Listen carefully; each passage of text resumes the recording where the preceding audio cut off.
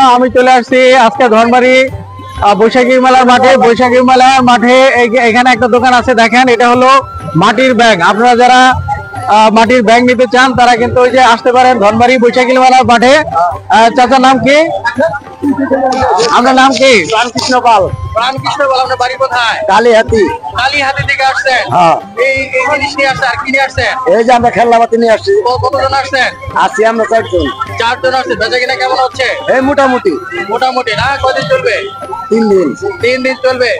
আসলে উনি কালীহাতি থেকে আসছে, মেলা 3 দিন চলবে। যারা এখনো আসেন নাই ধনবাড়ি এই মেলাতে, আপনারা কিন্তু চলে আসতে পারেন। এখানে মাটির ব্যাংক আছে, বিভিন্ন ধরনের বাচ্চাদের খেলনা আছে, ফুলদানি রয়েছে। আপনারা চলে আসতে পারেন এই ধনবাড়ির বৈশাখী মেলার মাঠে। আমি আপনাদেরকে এই স্টলটাকে আপনাদের দেখাচ্ছিলাম যে অনেক সুন্দর সুন্দর জিনিস কিন্তু আছে বাচ্চাদের জন্য, যে খেলনার জিনিস আছে। আপনারা তো পেয়ে যাবেন সকল ধরনের জিনিস কিন্তু এই ধনবাড়ির বৈশাখী মেলার মাঠে পেয়ে যাবেন।